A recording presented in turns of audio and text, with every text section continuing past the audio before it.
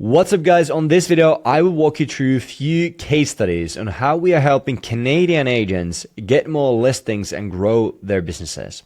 That being said, let me jump into my iPad screen here and walk you around.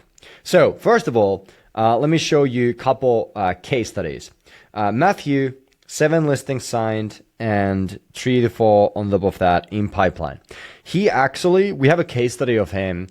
In the first year of working with us, he closed 10 listings from our system, from our marketing, and he was a solo agent and a part-time agent doing couple deals here and there, trying to get full-time into real estate. We helped him do that. In just the first year working with us, 10 listings closed, and on top of that, obviously buyers and everything that he was working on.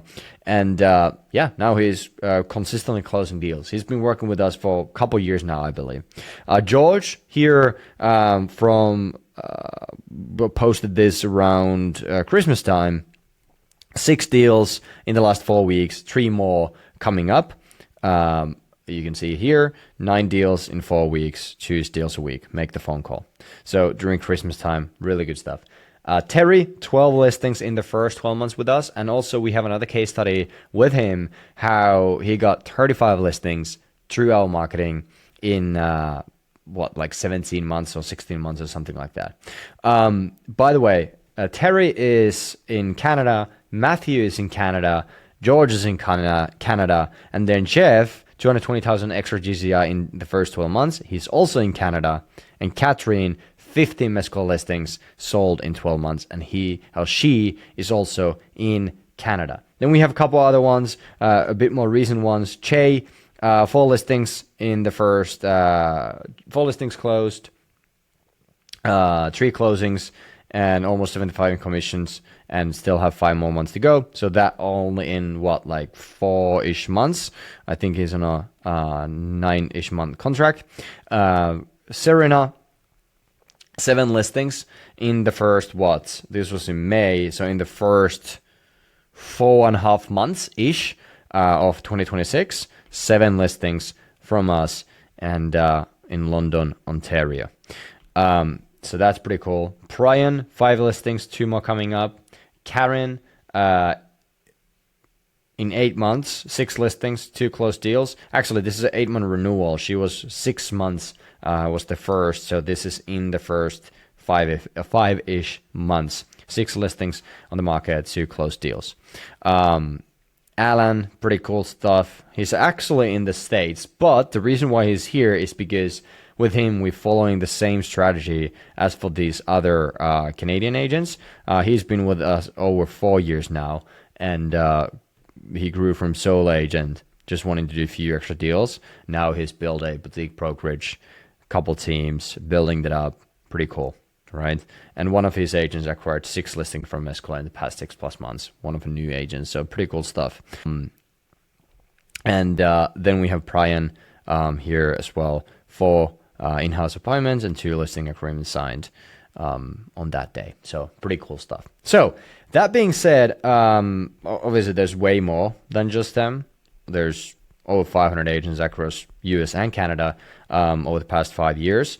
And, those are just to name a few. But these are important ones because this is specifically in Canada, people who were working with us for a longer time, people who are following the same strategy that we are about to go over, that is working in Canada right now, like really, really well. Now, a quick disclaimer here. In the USA, so if you're an agent from USA watching this, go check out another case study that I did recently, because in the USA right now, we have a slightly different strategy because that's working better in the States. In Canada, we still follow this strategy and it's working really, really well. And it's really an untapped way to do this. So let's dive in. How did we do this? Like how we were able to help these agents get more listings. It's really simple, right? We run ads. So we run ads and we run those ads to a call booking funnel, right? On this call booking funnel, we have pre-screening surveys, we have pre-screening qualification in place. And then from there, we have them either book the calls from the funnel or they become leads, and then we have AI having conversations with those leads and then booking them into the phone consultation, right? So essentially what this looks like is you have the ad. Let me get this out of here. You have the ad here, right? So this is the ad. You drive those into a survey page. So this is a pre-screening survey. From there, if they are marketing qualified lead, meaning they have replied specific way to the survey, they will be directed to a calendar page, right? And from there, once they book a call, they will be directed to a thank you page, right? Now, the people who don't book the call, the consultation from here, they will be directed to become just an opt-in and having a few different opt-in sequences, emails, SMS, all of that stuff. But then the big one there is obviously AI plus, so AI plus then we show you, and we have shown to all of these agents on how to actually connect with these opt-in leads and get them onto a conversation, right? So the AI is cool and all, but at the same time, you can increase your consultations, you can increase your conversations by having a specific strategy on how to connect with the opt-in leads and get into conversation with them so that you can increase the actual phone consultations you have. And from there, the listing appointments that you go to, right? So the in-person listing appointments that you go to. And then from there, obviously, how many listings you're going to get. When it comes to the consistency of things, there's few things that are important. The ads, obviously having that running consistently is important to have a consistent lead flow coming in.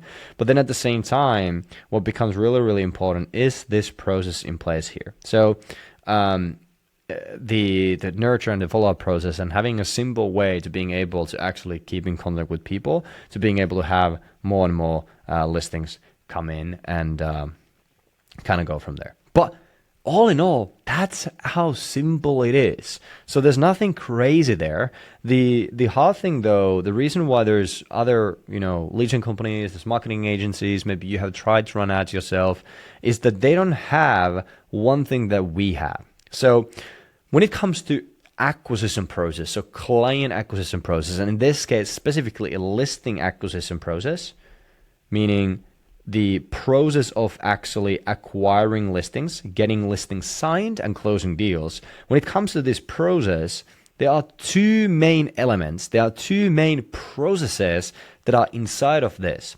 One of which is the marketing process, right? And the other one is the sales process.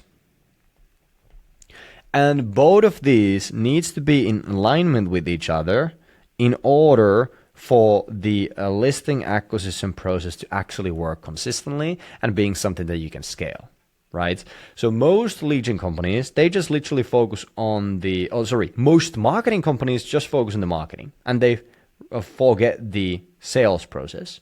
Most lead gen companies just focus one part of the marketing, which is just the leads, right? And then they forget the other steps like nurturing, qualification, and they don't have the sales process, or they have some idea, but they're just putting everything on you, and they don't even help you actually redesign this process to make sure that it's in alignment with the marketing they do, in order for you to being able to actually acquire listings consistently and scale, right? So that being said, one of the things that we have pioneered in this industry is a proven and consistent, scalable listing acquisition process that includes both of these, sales and marketing and sales, and they are in alignment with each other. So everything that we do on the marketing front, when it comes to getting leads, nurturing leads, qualifying leads, setting appointments, and everything we and you do on the sales front, which is actually converting those consultations to listing appointments and listing appointments to listings and closed deals, and having a follow-up process and everything in place, we have a specific way on how to do that, right? And because we have that way, we require all the agents, so like all of these agents, we have required them to follow our process. And we still require that because we know that it works. it works. And when we have something that works, why wouldn't we require everyone to do that so that they can actually get more listings, right? So all of these agents have followed our, like we've done, obviously the marketing, lead generation, all of that done for you, or done for them, but they have followed our sales process and they have followed our consultation process. So this is the kind of the marketing process in terms of getting, making the ads, getting leads here, and doing the kind of the pre-screening, getting consultations booked, and all of that stuff. Another thing that comes down to that's kind of like integrates the marketing process to the sales process is the actual consultation. So it's the consultation that happens. So when it comes to incorporating the marketing process to the sales process, in between here, we have the phone consultation in between of those two processes so that we can really integrate these two processes together to create the client acquisition, the listing acquisition process, right? So one of the things that we do here is we hand you, and did the same thing for all of these agents, a phone consultation framework. A simple 7-minute phone consultation framework that is designed to be used and to be followed with the specific leads that are coming through the call booking funnel, right? So we have the call booking funnel with AI. They schedule the phone consultations, and then the agent follows our phone consultation framework, which is about 7 minutes that you get to spend on the phone with these individuals. That's all that you need at the max. And from there, what you're going to do, and what they did, is they obviously scheduled the in-person listing appointments, right? And there's a specific way how we are talking about this on the phone consultations transparently. We don't really use the words listing appointments. We don't use the listing or selling when we are on this phone consultation for multiple reasons why. But essentially at this point, you're talking to middle funnel leads, and there's a specific way that you want to talk with them so that you don't increase the sales resistance. Because when you increase the sales resistance, you're just not going to convert that many, right? You're not going to able to help that many individuals to actually sell their homes, right?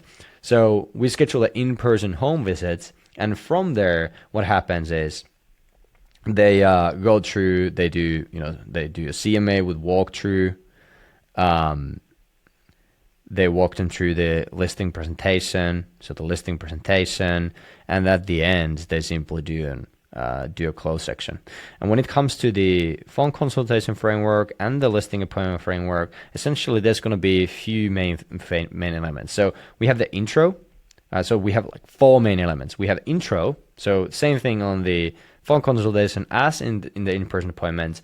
We have an intro. So during intro, we obviously gonna introduce ourselves and themselves, and we're gonna connect with the individual, right? And they're gonna frame the consultation or the appointment, right? We're gonna frame what's gonna happen here, meaning we're gonna set an agenda. Then we go into discovery. So we have a disco.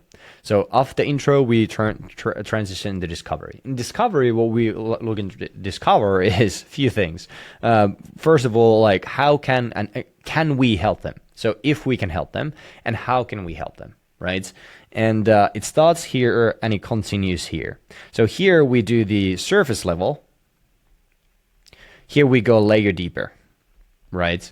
On the actual in-person appointment when it comes to discovery. So essentially, to simplify it and summarize it, it's where they at, so what's the current situation, where they're looking to go, what's the goal, what's the desired situation, what's the gap in between of that, what are the things that, what's the problem that they're looking to solve, what's the reason we're actually meeting with them, all of that stuff. And what have they tried in the past? Have they tried to sell the home in the past? You know, what if they have, what did they try, et cetera, like all of those things. So bridges, other solutions essentially to get to their desired situation. And then we obviously gonna dive into the fuel, like the motivation, what actually drives them, what drives them forward to make this decision. And we kind of go from there, right? Then we ended up with the recap and label. And then after discovery, we go in the pitch. So the offer, essentially. Let me just do the pitch, right? So the pitch is simple now your listing presentation. You go into the listing presentation, you pitch them on like how you can actually help them, get them from the current situation, the desired situation, and what that's going to look like. So we walk them through the process of them getting to their desired situation, and then we're going to literally go into close. And after in the close section, we simply ask them to sign the papers and get rocking, right? We give them a couple of different options on how to get going, and then we just simply ask them which one they're leaning towards, and we close the agreement, we close the appointment, close the agreement, and we go from there. Obviously, there will be objections, so we have an objection handling process to keep it super simple. We follow with everything we do, so internally and then with clients, we follow SIVER. And SIVER simply means C, clarify, I, isolate, V, validate, R, reframe. So C, clarifying, what that means is we're trying to clarify what's the actual objection, what's really going on, what's behind whatever they're saying, right, and we want to tie it back into the process to make sure that everything that we did here on the page, they are bought in, like that they do feel like that will help them actually accomplish what they want to accomplish without the pain, and then once we've done that, we clarify what's actually behind that, what's actually going on, and then we isolate to the objection. So it's not this, it's this. Am I hearing you right? Yes. Okay, cool. And then we validate, which is like, okay, cool. Essentially, the framework here in the validation, the belief that we have and the mindset we have when we go into validation is that if I would see the world the same way as you see, if I would have the same experience as you have and the beliefs that you have, then I would feel the same way about this decision. However, though, I don't have that. I have a different belief system. I have different experiences, which is why I believe differently. And then from there, we move into R, reframe. Can I give you your 2 cents? Can I challenge you on that a bit? Can I give you my opinion on this? Can I, do I have your permission to actually, whatever, give you my 2 cents, nevertheless. So validation is really like, yeah, dude, I mean, if I would have that same experience, I would feel the same way. Like if I would be in your shoes right now, I would probably feel the same way.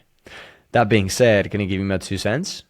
Boom. And then you go to reframe. Reframe is coaching them, helping them see the thing differently, helping them with their limiting beliefs, helping them, believe what we believe, because what we believe, if you do everything the right way, when you go on the page, at that point in time, you can help them and they should work with you essentially. So if that's true and you believe in that, then your belief is that you can actually help them, and you need to help them see that on the reframe, and that this decision actually is the thing that makes them the most sense. So SIVER is really simple objection handling framework, works on the phone consultation, works on the in-person appointments, works on all of that stuff. And this is essentially our sales framework that we follow. So sales framework is intro, disco, pitch, close. As simple as that, right? On the discovery, we have few things. We have the hell, right? So the current issues and the pains, the problems, all of that stuff. And then we have,